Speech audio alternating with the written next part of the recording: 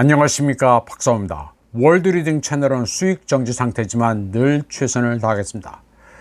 블라디미르 푸틴 러시아 대통령은 미국과 협상할 압력을 전혀 받지 않고 있으니 도널드 트럼프 대통령 당선자가 우크라이나 갈등을 종식시키기 위한 협상을 원한다면 먼저 움직여야 한다고 한 전직 관리가 타임 잡지에 말했습니다. 트럼프는 선거운동 기간 동안 분쟁을 24시간 안에 종식시키겠다고 거듭 약속했는데 모스크바는 이를 선거용 과장 발언으로 여겼습니다. 하지만 트럼프는 목요일 자신과 푸틴이 가까운 미래에 대화를 나눌 가능성이 크다고 말했고, 푸틴은 전화 통화에 열려있지만 자신이 트럼프에게 먼저 전화를 거는 것은 옳지 않다고 말했습니다. 전직 미국 관리는 타임 잡지에 푸틴은 협상을 반드시 해야 할 압박은 없다고 말했습니다. 실제로 전장 상황은 러시아에 유리하기 때문에 푸틴이 분쟁을 신속하게 종식시킬 이유는 거의 없습니다. 타임지가 인용한 소식통은 러시아가 거래에 관심을 가질 것이지만 그들은 옵션 메뉴에 대해 많은 정보를 가지고 있을 것이라고 했습니다. 그러나 러시아는 미국이 무엇을 제안할지 결정할 때까지는 응답하지 않을 것이라고 말했습니다. 트럼프는 갈등을 어떻게 종식시킬 것인지에 대해 자세한 내용을 밝히지 않았으며 트럼프 측근들 사이에서 상충되는 비전이 여러 가지 나오고 있습니다. 부통령 당선인 JD 벤스는 키예프가 평화를 조건으로 영토 주장과 나토 가입 희망을 포기할 수 있으며 갈등은 현재 접촉선을 따라 동결될 수 있다고 제안했습니다.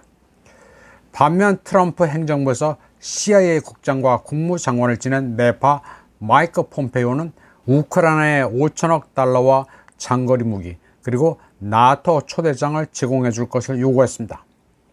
크렘린은 금요일에 도널드 트럼프가 미국 대통령에 취임하더라도 러시아에 대한 제재가 해제될 것으로 예상하지 않는다고 밝혔습니다. 러시아는 지금 당장 휴전에 목을 매지 않습니다. 느긋합니다. 한편 드미트리 페스코프 크렘린 대변인은 이번 주 파이낸셜 타임즈의 보도에 대해 논평하면서 대러 제재 완화에 대한 기대는 가지고 있지 않다고 밝혔습니다. 파이낸셜 타임즈는 트럼프의 승리 이후 서방의 트레이더와 포트폴리오 매니저들이 러시아 시장으로의 복귀 가능성을 논의하고 있으며 워싱턴의 정책이 바뀔 가능성에 대해 추측하고 있다고 보도했습니다.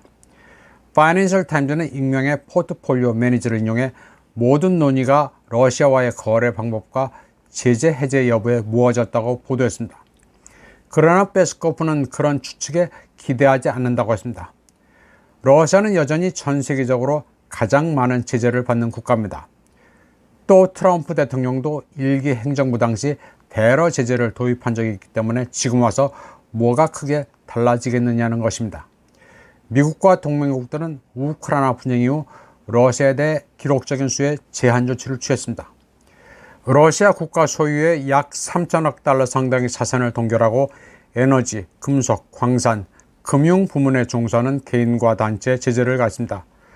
모스크바는 이러한 규제를 불법이라고 거듭 비판했고 서방 관리들에 대한 여행 금지 조치와 다른 유사 조치에 대한 경고로 대응했습니다.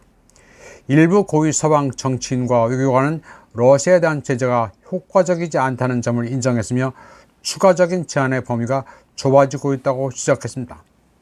트럼프 대통령은 9월 뉴욕 경제클럽에서 연설하면서 제재가 세계 경제에 미치는 광범위한 영향에 대해 우려를 표명했으며 특히 제재가 달러의 세계적 기축통화 지위를 약화시킬 수 있는 잠재력을 언급했습니다. 서방 거래자들 사이에서 기대감이 되살아나면서 러시아 시장이 일시적으로 활기를 띠었고 주요 주식이 상당한 상승세를 보였으며 루블 가치도 상승했습니다. 그러나 러시아는 여기에 일희일비하지 않습니다. 지금까지 제재에 잘 견뎌왔고 러시아의 보건력이 강한 데다 서방이 받는 피해도 만만치 않으니 제재 해제가 그리 아쉽지는 않다는 표정입니다. 한편 헝가리의 빅토르 오르반 총리는 코스수 라디오와의 인터뷰에서 트럼프 미국 대통령 당선자는 우크라이나 분쟁에서 미국을 철수시킬 것이며 이로 인해 EU 지도자들은 불편하고 어려운 입장에 처하게 될 것이라고 말했습니다. 그는 최전선의 상황은 명백하고 군사적 패배라면서 미국은 이 전쟁에서 빠져나갈 것이라고 말했습니다. 그러면서 유럽만으로는 이 전쟁을 재정적으로 지원할 수 없다고 말했습니다. 오르반은 일부 유럽연합 지도자들이 이미 무산된 대의에 계속해서 돈을 쏟아붓고 싶어 하지만 그런 의견을 가진 사람들 사이에서는 침묵이 커지고 있다고 말했고, 다른 사람들은 정책 재평가를 요구하고 있습니다. 미국의 트럼프는 지금 EU에 대해 우크라이나는 니들 알아서 하라는 입장입니다.